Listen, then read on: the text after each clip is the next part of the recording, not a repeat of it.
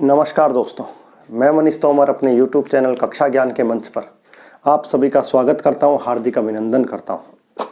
जैसा कि अपने पिछले वीडियो में देखा था, भारत के संविधान के भाग को अपने प्रारंभ करे थे और भाग फर्स्ट जिसे कहा जाता संघ और उसके राज्य क्षेत्र की अपने चर्चा कर ली थी। आज उसी सीरीज को, उसी श्रृंखला को आगे बढ़ाते हुए संविधान के भाग 2 के बारे में चर्चा करते हैं और देखते हैं वो कितना महत्वपूर्ण है एग्जाम की दृष्टि से, उसमें से क्या आने की संभावनाएं रहती हैं। तो स्टार्ट करते हैं संविधान का भाग 2। देखिए, संविधान का भाग 2 आपको देखने को मिलेगा किससे संबंधित? नागरिकता से संबंधित। ध्यान रखिएगा। भाग सेकंड अगर मैं बात करूं किसकी, अनुच्छेद की, तो अनुच्छेद मिलेंगे 5 से लेकर 11 तक। आज इस पर अपने चर्चा करेंगे विस्तार से। देखिए, नागरिकता संविधान का सबसे महत्वपूर्ण भाग है, नागरिकता। अब ये इतना महत्वपूर्ण है कि आपको पता होगा कि जब 26 नवंबर 1949 को संविधान को आंशिक रूप से लागू किया गया, तो उसमें जो 16 आर्टिकल्स लागू किए गए थे, उसमें से सर्वाधिक आर्टिकल इसी भाग के थे। यानी कि भाग 2 को पूर्ण रूप से क्या कर दिया गया? लागू कर दिया गया। इसका कारण क्या था? अब आप समझिए कैसा क्या इंपॉर्टेंट था कि नागरिकता से संबंधित प्रावधानों को शुरुआत में लागू कर दिया। इसका एक कारण यह था कि भारत का पाकिस्तान के रूप में विभाजन हो गया था। जब भारत का पाकिस्तान के रूप में विभाजन हो गया तो एक सबसे बड़ी समस्या आ गई कि कौन भारत का नागरिक होगा और कौन भारत का नागरिक नहीं होगा, क्योंकि कुछ लोग वहां से यहां चले आए, कुछ लोग यहां से वहां चले गए। उसको लेकर बहुत सारा डिस्टरबेंस हुआ। तो ये कहा गया कि नागरिक कौन होगा कौन नहीं होगा, इसको लेकर कुछ विशेष प्रावधान किए जाएं और उसी को लेकर नागरिकता संबंधी प्रावधान किए गए। समझ में आ गई बात? तो संविधान का एक सबसे महत्वपूर्ण भाग और इंपॉर्टेंट इसलिए हो जाता है क्योंकि भारत का पाकिस्तान के रूप में विभाजन होने के बाद नागरिकता से संबंधित कहीं ना कहीं समस्याओं का सामना करना पड़ता। उसके सॉल्यूशन के लिए क्या लाया गया और शुरुआत में 26 नवंबर 1949 को इसको महत्वपूर्ण भागों के रूप में इसको क्या कर दिया गया? लागू कर दिया गया। तो अब देखिए, भाग जब बात करते हैं अपने किसकी? नागरिकता की, तो सबसे पहले बात तो 2-3 फैक्ट चीजें तो पहले अलग से पढ़ लीजिए। जैसे आपके एग्जाम की दृष्टि से नागरिकता संघ सूची का विषय है।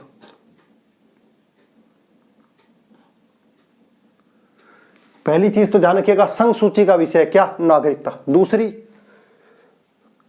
नागरिकता के ऊपर कानून कौन बना सकती है? संसद बना सकती है। संसद द्वारा क्या बनाया जाएगा? कानून बनाया जाएगा। तीसरा, कानून बनाने के लिए सामान्य बहुमत की आवश्यकता होगी।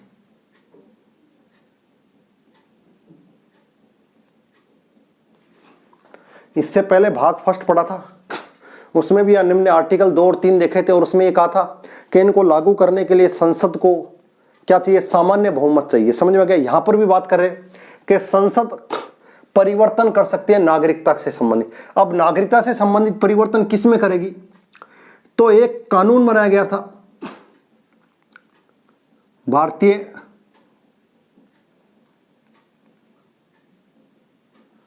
नागरिकता अधिनियम।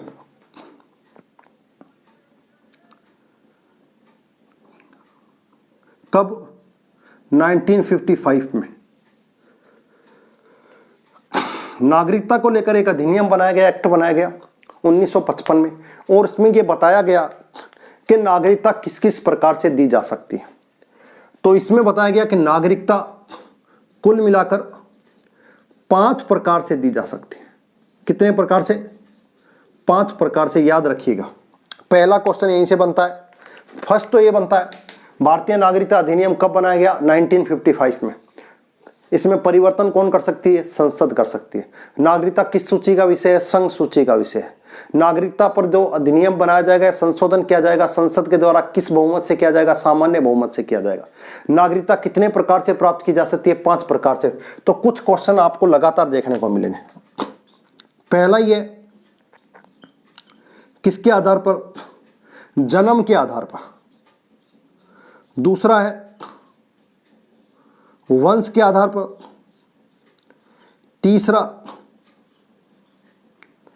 तीसरा यहां पर तीसरा है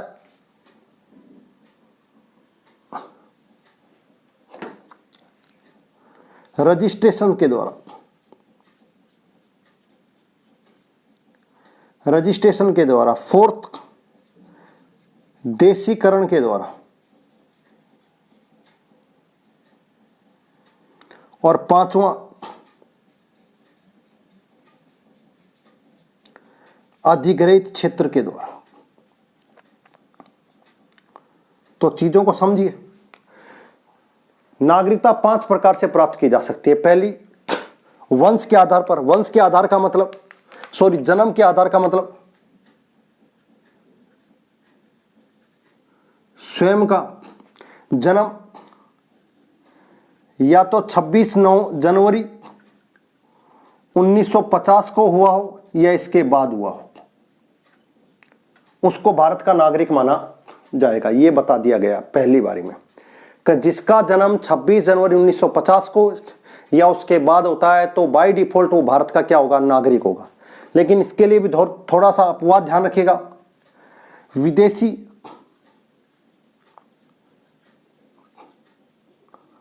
राजदूत या फिर शत्रु देश का कोई नागरिक है और उससे उत्पन्न कोई संतान होती है तो उसको नागरिकता तक नहीं दी जाएगी या नागरिक स्वीकार नहीं किया जाएगा। दूसरा वंश के आधार पर। तो वंश के आधार पर क्या है? माता या पिता का जन्म भारत में हुआ हो तो उसको क्या दी जाएगी? नागरिकता दी जाएगी साहब। पहले केवल और केवल क्या था? पिता था। बाद में माता को भी जोड़ दिया गया T2 के अंदर। और इसके बाद एक चीज और कही गई, 2004 में क्या कहा गया? वंश के आधार पर किसी को नागरिकता चाहिए तो वंश के आधार पर नागरिकता लेने के लिए जिसका जन्म हुआ है उसको 1 साल के भीतर भारतीय उच्चायुक्त, हाई कमिश्नर में, भारतीय दूतावास में क्या करनी पड़ेगी? सूचना देनी पड़ेगी। उस आधार पर उसको क्या दी जा सकती है? नागरिकता दी जा सकती है। माता या पिता, पहले था पिता का जन्म भारत में हुआ हो या पिता के को भारत के नागरिक हो तो उसको क्या मिल जाएगी? नागरिकता मिल जाएगी। फिर कहा गया पिता नहीं, माता भी भारतीय नागरिक हो तो भी उसको मिल जाएगी। लेकिन ये कहा गया इन दोनों से उत्पन्न अगर संतान है कहीं पर, जिस समय संतान पैदा हुई है उस समय वो भारत का नागरिक है तो उसको 1 साल के अंतर्गत इसकी सूचना उच्चायुक्त को देनी पड़ेगी। ये ध्यान रखिएगा। 1 वर्ष के भीतर ये प्रावधान किए गए। रजिस्ट्रेशन के माध्यम से कहा गया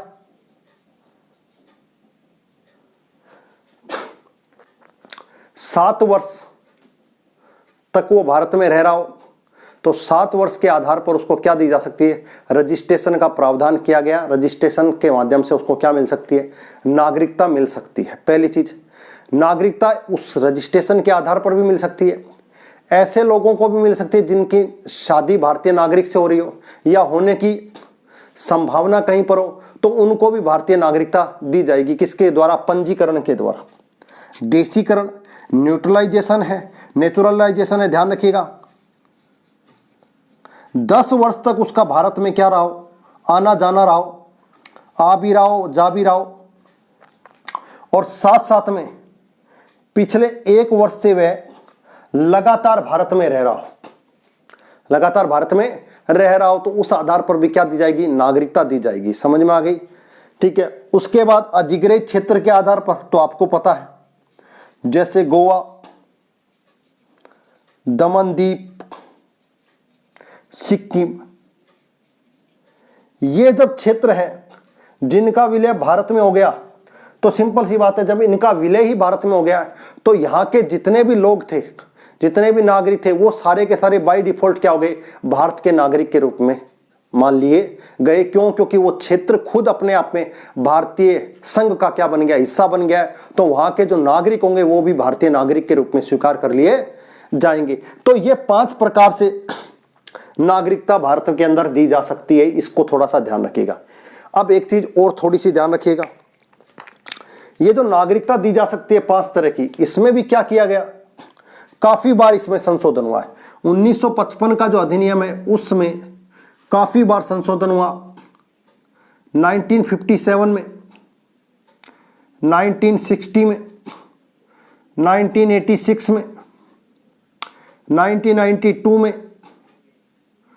2003 में, 2005 में, 2015 में और 2020 में।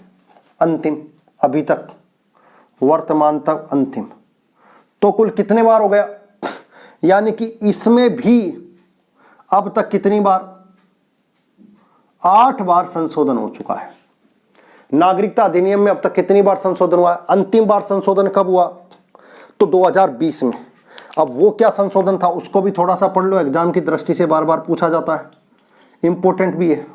आपको पता है कानून लाया गया था, सिटीजन अमेंडमेंट बिल, जिसे एक्ट कहा गया बाद में, जो कि बन गया है। तो इसमें संशोधन किया गया। संशोधन करने के पहले तो बता देता हूं मैं आपको, 11 दिसंबर 2019 को ये पास हुआ पार्लियामेंट से, और 20 जनवरी 2020 को राष्ट्रपति ने हस्ताक्षर कर दिए। तो सिंपल सी बात है, क्या हो गया, लागू हो गया। ये चीज पहली बार पढ़नी है। इसमें क्या प्रावधान किए गए, उस प्रावधानों को थोड़ा सा देख लें एग्जाम की दृष्टि से। इसमें क्या प्रावधान थे,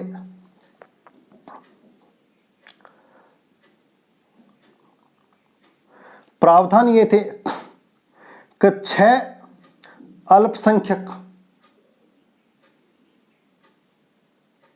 6 अल्पसंख्यक माइनॉरिटी, कौन कौन से, हिंदू, जैन, बौद्ध, सिख, इसके अलावा ईसाई और पारसी। ये जो 6 अल्पसंख्यक है या 6 माइनॉरिटी है, पाकिस्तान माइनॉरिटी कहां होगी, अफगानिस्तान और बांग्लादेश, इन 3 देशों से आने वाली ये 6 माइनॉरिटी को क्या दी जाएगी, नागरिकता दी जाएगी। और कब तक, कट ऑफ डेट कब तक,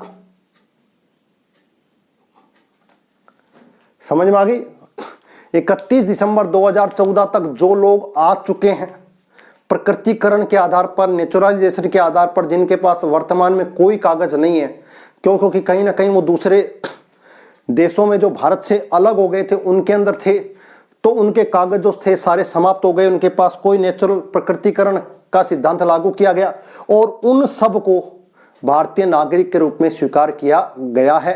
जो कब तक भारत में आ चुके हैं, 31 दिसंबर 2014 तक, उनको कोई कागज दिखाने की आवश्यकता नहीं पड़ेगी। एक कट ऑफ डेट डाली गई। ऐसा क्यों किया गया, इसके पीछे यह प्रावधान था कि बहुत सारी आबादी ऐसी थी, जब भारत का बंटवारा हुआ तो कुछ लोग वो सीमावर्ती क्षेत्रों में आकर रहने लगे 1948, 49, 50 तक, और उनको आज तक भी कोई नागरिक के रूप में स्वीकार नहीं किया गया। तो ऐसे सभी लोगों को, क्योंकि गांधी ने कहा था जब भी वो आएंगे, जब भी कोई भी इन देशों से वापस आता है तो उसे भारत की सरकार के द्वारा क्या दी जाए, नागरिकता दी जाए। ये गांधी चाहते थे, उसी को इंप्लीमेंट किया गया और इन देशों से आने वाली माइनॉरिटी को भारत में क्या दी जाएगी, नागरिकता दी जाएगी। कब तक आने वालों को, 31 दिसंबर 2014 तक। तो ये तो थी एक बेसिक स्ट्रक्चर जो आपके एग्जाम्स में बार बार पूछी जाती है। मैं फिर बता रहा हूं, नागरिकता का प्रावधान कौन सी सूची में, संघ सूची में है। कानून कौन बना सकती है? संसद बना सकती है। किस बहुमत से? सामान्य बहुमत से। कौन सा अधिनियम बनाया गया? भारतीय नागरिकता अधिनियम 1955 बनाया गया। कितने प्रकार की नागरिकता का प्रावधान है? 5 प्रकार से नागरिकता दी जा सकती है। जन्म के आधार पर, वंश के आधार पर, रजिस्ट्रेशन या पंजीकरण के आधार पर, देशीकरण के आधार पर, अधिग्रहित क्षेत्र के आधार पर। 1955 का जो एक्ट है, इसके तहत अब तक 8 बार संशोधन किया जा चुका है। अंतिम बार 2020 में हुआ था। क्या लाया गया? CAA लाया गया। आपको पता है, जिसको लेकर बड़े प्रोटेस्ट हुए थे। संसद में लागू हुआ। क्या प्रावधान था? 6 जो माइनॉरिटी थी और जो 3 मुस्लिम बहुसंख्यक देश थे, उससे आने वाली इन 6 माइनॉरिटियों को भारत में क्या दी जाएगी? नागरिकता दी जाएगी, बगैर किसी कागज के। कब तक की कट ऑफ डेट? 31 दिसंबर 2014 तक। ये वो प्रावधान थे जो आपको देखने को मिलेंगे। समझ में आ गई बात? अब इसके बाद बात करते हैं सबसे महत्वपूर्ण चीजों पर। तो अब बात करें अनुच्छेदों के ऊपर। किसके ऊपर? अनुच्छेद के ऊपर। तो फर्स्ट अनुच्छेद पढ़ते हैं अपने, अनुच्छेद 5। अनुच्छेद 5 क्या कहता है? अनुच्छेद 5 ये कहता है, अधिवास के आधार पर नागरिकता, या फिर इसको मैं कह सकता हूं मूल नागरिक अधिकारिता, यानी कि ये मूल प्रावधान था जिसके आधार पर क्या दी जाएगी? नागरिकता दी जाएगी। अब इसमें नागरिकता का प्रावधान क्या है उसको समझ लें। किनको भारत की नागरिकता के रूप में स्वीकार किया गया है? फर्स्ट, जिसका स्वयं का जन्म कहां हुआ हो, भारत में हुआ हो, पहली चीज। दूसरा, माता या पिता का जन्म भारत में हुआ हो। या तीसरा, स्वतंत्रता से 5 वर्ष पूर्व तक, 5 वर्ष पूर्व से वह निवासी हो। इन तीनों शर्तों में से एक शर्त कोई भी पूरी करता हो, उसे भारत का नागरिक के रूप में स्वीकार किया जाएगा। ये आर्टिकल 5 कहता है। अधिवास के आधार पर नागरिकता की बात करता है, मूल नागरिकता की बात करता है। मूल नागरिकता में कहा गया जिसका स्वयं का जन्म ही भारत में हुआ तो नागरिक हो गया। स्वयं का नहीं हुआ होगा, माता या पिता में से किसी का जन्म भारत में हुआ हो तो नागरिक हो जाएगा। या फिर स्वतंत्रता से 5 वर्ष पूर्व वह सामान्य रूप से भारत में निवास करता हो। इन तीनों में से कोई भी एक शर्त अगर वो पूरी करता है तो उसे भारत का नागरिक स्वीकार किया जाएगा। पहला प्रावधान आपने देख लिया। अब आर्टिकल पढ़ो 6। आर्टिकल 6 क्या कहता है उसको समझ लो। आर्टिकल 6 ये कहता है,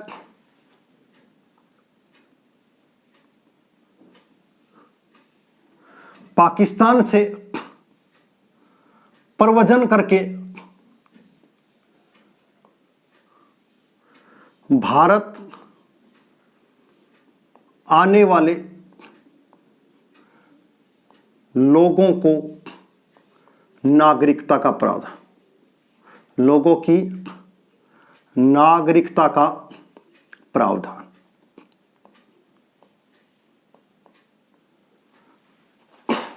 विभाजन हो गया।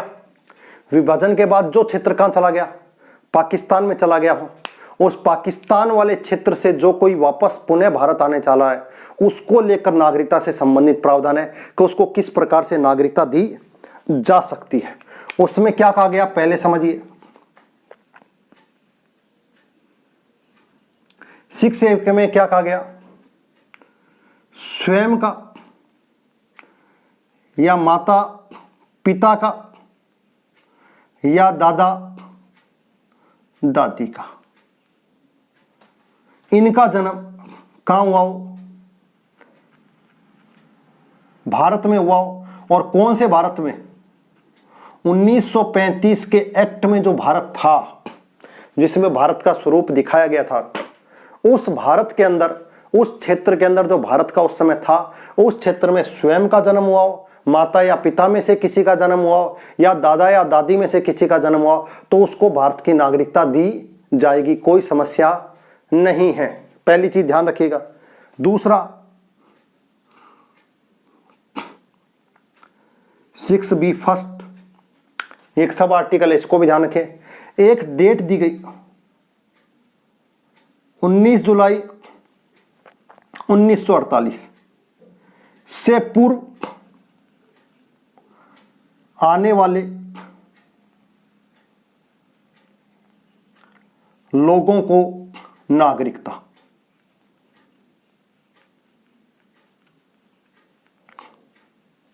समझ में आया? एक डेट दी गई है। इस दिन, ये डेट इसलिए दी गई है कि इस दिन से भारत और पाकिस्तान के बीच में परमिट प्रणाली, अनुमति पत्र की परंपरा शुरू हो गई। अनुमति दिखाओ, परमिट दिखाओ तो आ जा सकते हो, अन्यथा नहीं आ जा सकते। तो ये वो डेट है। 19 जुलाई 1948 से पूर्व आने वाले लोगों को क्या दी जाएगी? नागरिकता दी जाएगी, कोई समस्या नहीं है, क्योंकि इससे पूर्व तक जो था वो एक ही था, उसके बाद परमिट सिस्टम लागू हो गया। तो ये सारी, तो इस तारीख से पहले कोई भी आएगा उसको भारत की नागरिकता दी जाएगी। लेकिन ऐसा हो कि इसके बाद कोई आ जाए तो क्या हो? 19 जुलाई 1948 के बाद आने वाले लोगों को नागरिकता।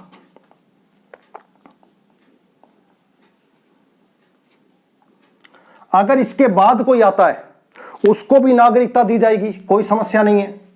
लेकिन जब उसको नागरिकता दी जाएगी तो उसके लिए विशेष प्रोविजन है। वो क्या है? पहले तो उसे जो नागरिक अधिकारी है वहां पर अपना पंजीकरण करवाना पड़ेगा, पंजीकृत होना पड़ेगा, और पंजीकृत होने से 6 माह पूर्व से वह रह रहा हो, भारत में रह रहा हो।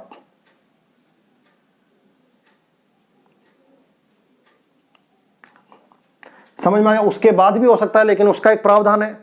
एक तो उसको पंजीकृत कराना पड़ेगा, नागरिक जो भी नागरिकता से संबंधित अधिकारी है उसके समक्ष पेश होकर, और जब वो अप्लाई करेगा नागरिक तो उसके लिए पंजीकरण करने के लिए, पंजीकृत होने के लिए, तो उससे पूर्व उसको 6 महीने तक लगातार भारत में निवास के तौर पर रहना पड़ेगा, तभी जाकर वो इसके लिए अप्लाई कर सकता है। ये 2 प्रावधान इसके अंदर किए गए थे, आपके एग्जाम की दृष्टि से बार बार पूछे जाते हैं, इसको ध्यान रखिएगा।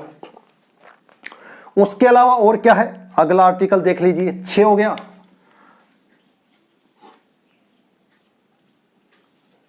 अनुच्छेद 7 देख लीजिए। अनुच्छेद 7 क्या कहता है उसको देख लीजिए। अनुच्छेद 7 क्या कहता है? पाकिस्तान को प्रव्रजन करके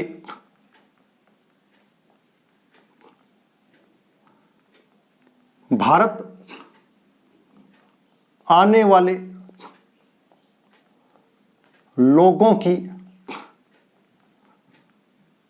नागरिकता से संबंधित प्रावधान।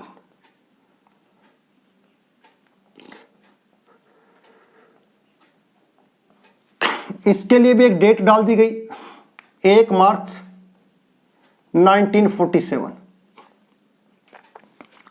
1 मार्च 1947 से पहले कोई आ जाता है तो नागरिकता से संबंधित प्रावधान है। लेकिन 1 मार्च 1947 के बाद अगर कोई आ रहा है तो उसको कहा गया कि उसको अपनी वो ही चीजें लागू करनी पड़ेगी जो यहां पर है, यानी कि 6A के तहत ही क्या होगी? नागरिकता मिलेगी। यानी कि अगर उसके बाद वो आ रहा है, किसके? 47 के बाद, तो उसको ये अपनी बात स्थापित करनी पड़ेगी। कौन सी? कि वह स्वयं माता पिता या दादा दादी में से किसी का जन्म उस समय के भारत में रहा होगा जो 1935 के अंदर डिफाइन किया गया था। अगर उसके पास वो प्रावधान है, उसके पास वो चीज है कि वो इसको साबित कर सकता है, तो उसको इसके बाद आने पर भी क्या दी जाएगी?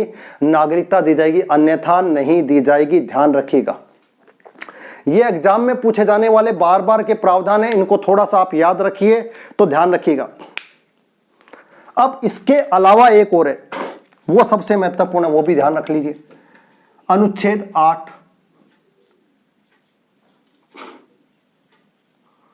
भारत से बाहर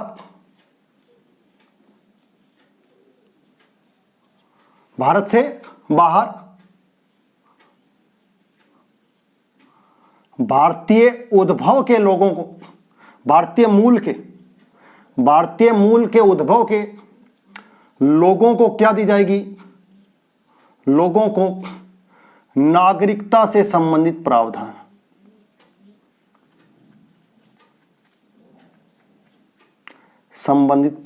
ध्यान रखिएगा। भारत से बाहर भारतीय उद्भव के या भारतीय मूल के लोगों को भी क्या दी जाएगी? नागरिकता दी जाएगी। उसके लिए कुछ विशेष प्रोविजन किए गए हैं, उनको कुछ विशेष कार्ड जारी किए गए हैं। आगे चलकर इन पर थोड़ी सी बात करेंगे, लेकिन यहां पर समझो इस कैटेगरी के अंदर, कौन सी कैटेगरी के अंदर? इस कैटेगरी के अंदर एक तो एनआरआई आता है, एक ओसीआई आता है, एक पीआईओ आता है। ये 3 कैटेगरियां हैं। Non residentials of Indian, overseas citizens of Indian और पर्सन ऑफ इंडियन ओरिजिन।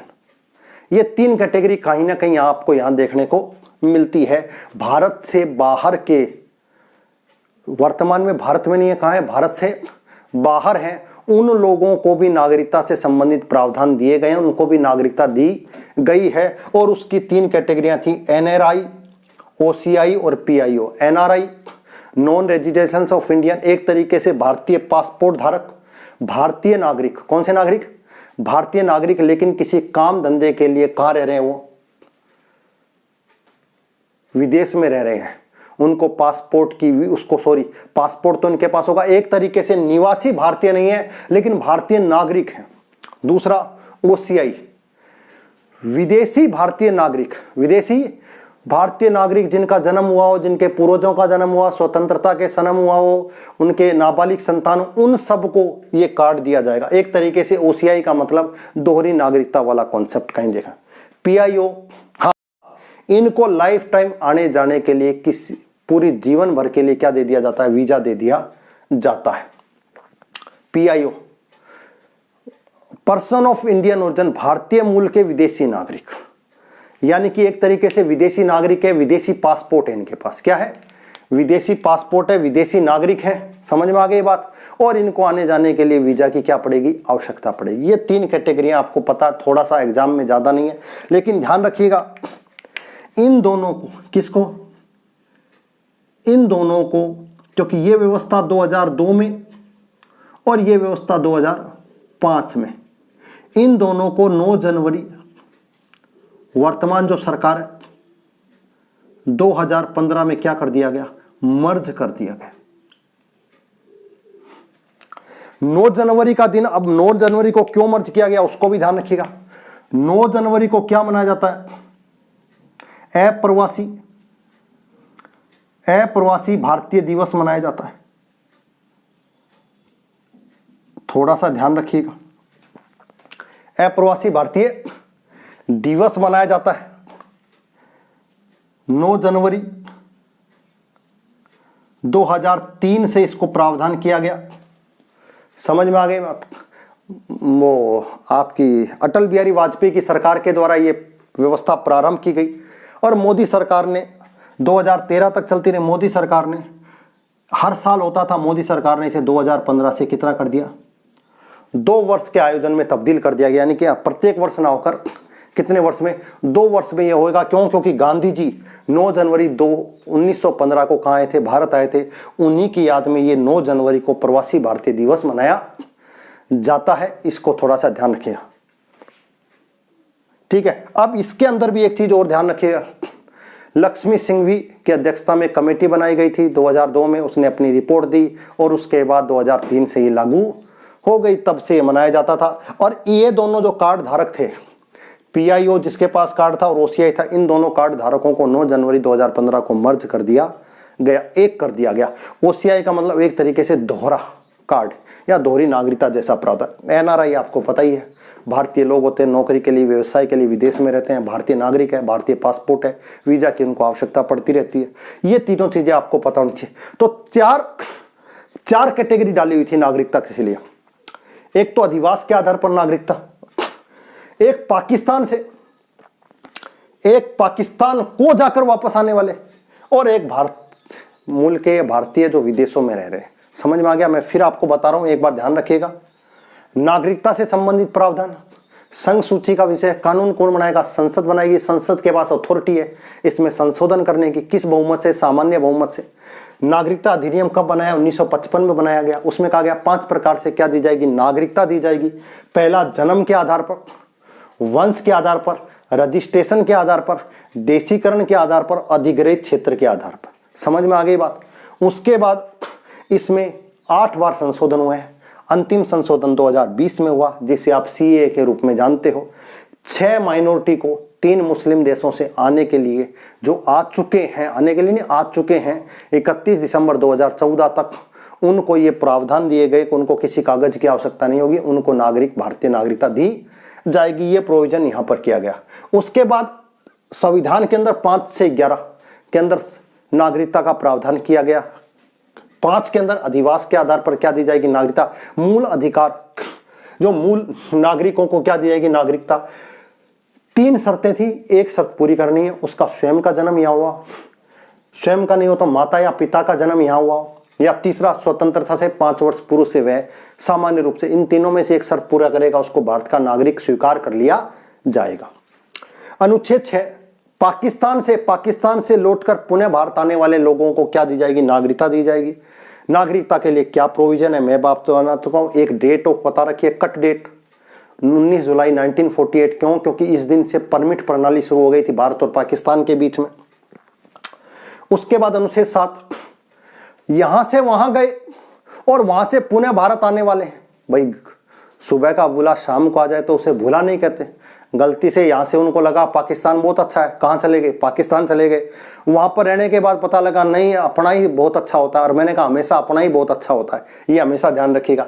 तो पाकिस्तान चले गए, गलती हुई, एहसास हुआ, वो पुनः भारत आना चाहते हैं तो आ सकते हैं, कोई दिक्कत नहीं है। उनको नागरिक स्वीकार किया जाएगा। उसका प्रोविजन किया गया, किसके तहत कैसे उसको नागरिकता दी जाए। 8 के अंदर भारत के ऐसे लोग जो उस 26 जनवरी स्वतंत्रता दिवस या उसके आसपास भारत में रह रहे थे, या उस समय भारत के नागरिक थे, या उनका जन्म भारत में हुआ, वर्तमान में विदेशों में रह रहे हैं, भारतीय उद्भव के थे, उनको भी नागरिकता दी जाएगी, कोई दिक्कत नहीं है। उनके लिए कुछ विशेष प्रावधान किए गए। NRI, OCI, PIO, उन दोनों को मर्ज कर दिया गया। सारी चीजें आपको पता होनी चाहिए। एक चीज ध्यान रखिएगा, ये तो थी 4 प्रकार की नागरिकता के प्रावधान। किसके?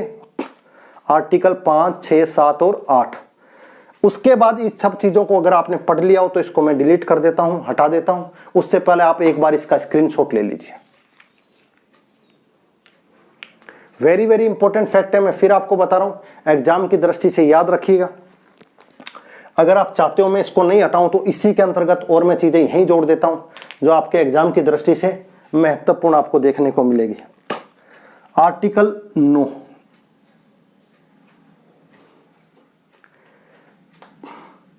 कोई भी नागरिक विदेशी नागरिकता ग्रहण करने पर,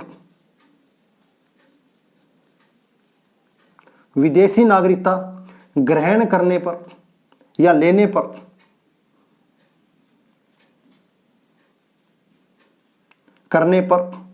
भारत की नागरिकता का समाप्त होना।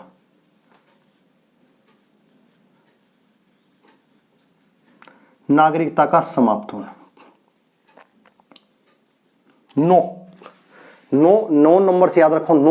9 का मतलब अगर कोई नागरिक विदेशी नागरिकता प्राप्त कर लेता है या ले लेता है तो समझ लीजिए बाय डिफॉल्ट उस दिन से उसकी भारतीय नागरिकता क्या समाप्त हो गई है। ध्यान रखिएगा, यहां पर आपको यह व्यवस्था देखने को मिलेगी। कौन सी? एकल नागरिकता।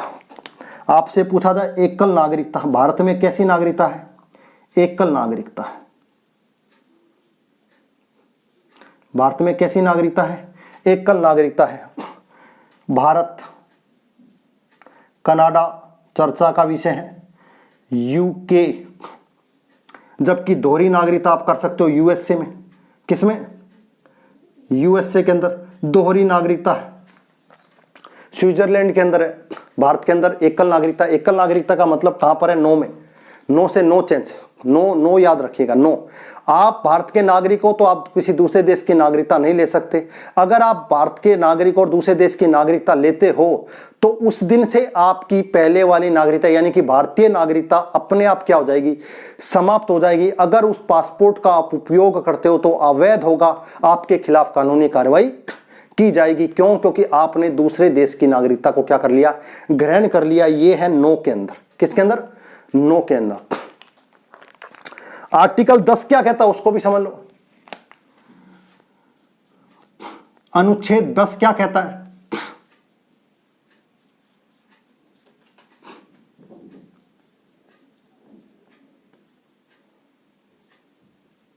नागरिकता को समाप्त करने या लेने की शक्ति केवल किसके पास है? संसद के पास है। आपकी नागरिकता को संसद की विधि के अलावा या जो संसद के द्वारा जो कानून बनाया उस विधि के अलावा किसी भी प्रकार से आपकी नागरिकता को लिया नहीं जा सकता, छीना नहीं जा सकता। केवल और केवल संसद की जो विधि है, जो कानून बनाया गया, उसी कानून उसी लॉ के अनुसार ही आपकी नागरिकता को लिया जा सकता है, अन्यथा नहीं लिया जा सकता। कोई आपको डरा कर धमका कर मैं तेरी नागरिकता छीन लूंगा, ऐसा नहीं हो सकता, हमेशा ध्यान रखिएगा। अब ऐसा कैसे हो सकता है? नागरिकता आप स्वेच्छा से त्याग कर दो कि भाई मैं दूसरे देश की नागरिकता लेना चाहता हूं इसलिए मैं अपनी नागरिकता छोड़ रहा हूं, छोड़ सकते हो, कोई दिक्कत नहीं है। दूसरा, सरकार ले सकती है। क्यों ले सकती है? अगर आप नागरिक हो, आपको भारतीय नागरिकता है, लेकिन आपने जो काम कुछ कर रहे हो काफी दिनों से वो कुछ ऐसा है जो देश विरोधी हो, शत्रु देश की सहायता करने वाला हो, अगर इस तरह का कोई क्रियाकलाप में आप कहीं ना कहीं लिप्त पाए जाते हो, देश की सुरक्षा से आपको खतरा है, अगर ऐसा कुछ है तो आपकी नागरिकता को छीनने की शक्ति प्राप्त है। किसको? संसद को। यह ध्यान रखिएगा। संसद का मतलब संसद के द्वारा जो कानून बनाया गया। 10वां और 11वां आर्टिकल संसद से रिलेटेड है। किससे रिलेटेड है? 5, 6, 7, 8 तो आपको नागरिकता से संबंधित प्रावधान करते हैं। 9वां आपको यह कहता है आप एक देश के नागरिक हो, अगर दूसरे देश की नागरिकता लेते हो तो आपकी नागरिकता समाप्त हो जाए, यानी कि एकल नागरिकता का जो प्रावधान है जो हमने ब्रिटेन से लिया है वो आपको कहां दिखाई देगा? आर्टिकल 9 में दिखाई देगा। 10 के अंदर कहा है संसद की विधि के अलावा कोई ऐसी कोई विधि नहीं होगी जिससे आपकी नागरिकता को समाप्त किया जा सके या छीना जा सके। आपकी नागरिकता कैसे जा सकती है? आप स्वेच्छा से त्याग कर सकते हो या फिर आप कुछ ऐसे क्रियाकलापों में शामिल हो जो देश की एकता, अखंडता, संप्रभुता के लिए क्या खतरा हो, तो आपकी नागरिकता को छीना जा सकता है। उसके अलावा लास्ट रह जाता है अनुच्छेद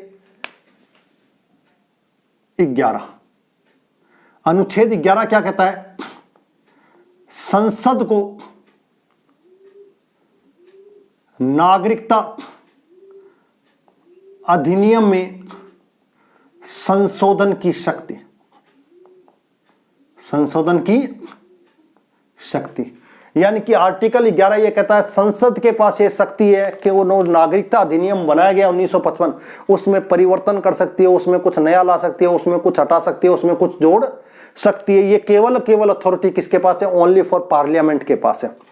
और मैं आपको बता चुका हूं इसी का प्रयोग कर करके आज तक 8 बार 1955 भारतीय नागरिकता अधिनियम में क्या किया गया? संशोधन किया गया है। इस चीज को आपको ध्यान रखना है। ये पूरा का पूरा भाग, इसके अलावा आपको कुछ पढ़ने की जरूरत नहीं है।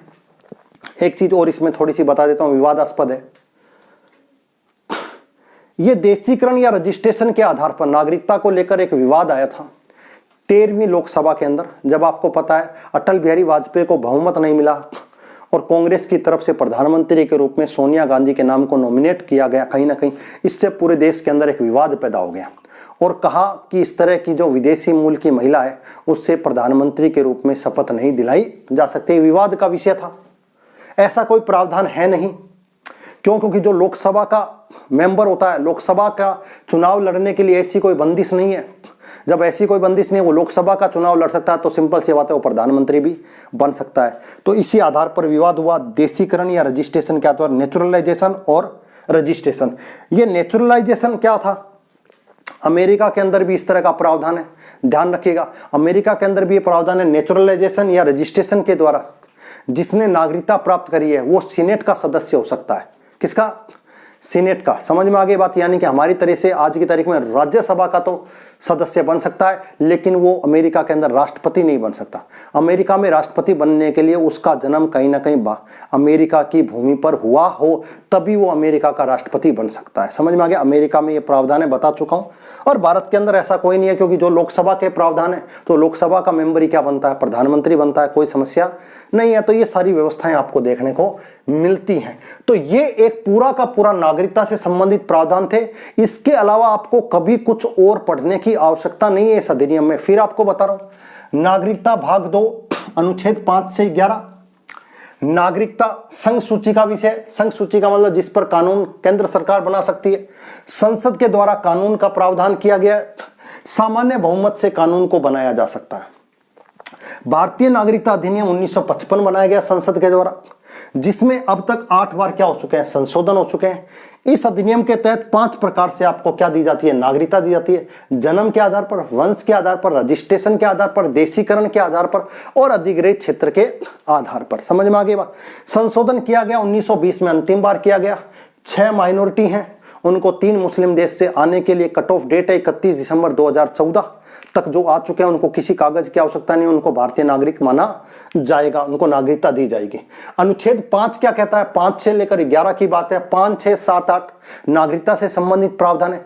5 क्या कह रहा है? अधिवास के आधार पर नागरिकता दी जाएगी। इसका अर्थ है मूल नागरिकता का प्रावधान यही था।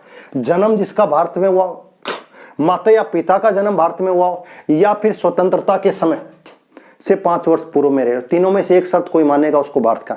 6, पाकिस्तान से भारत आने वाले लोगों को क्या दी जाएगी? नागरिकता दी जाएगी। उसका प्रावधान किया गया, एक कट ऑफ डेट रखी गई 19 जुलाई 1948।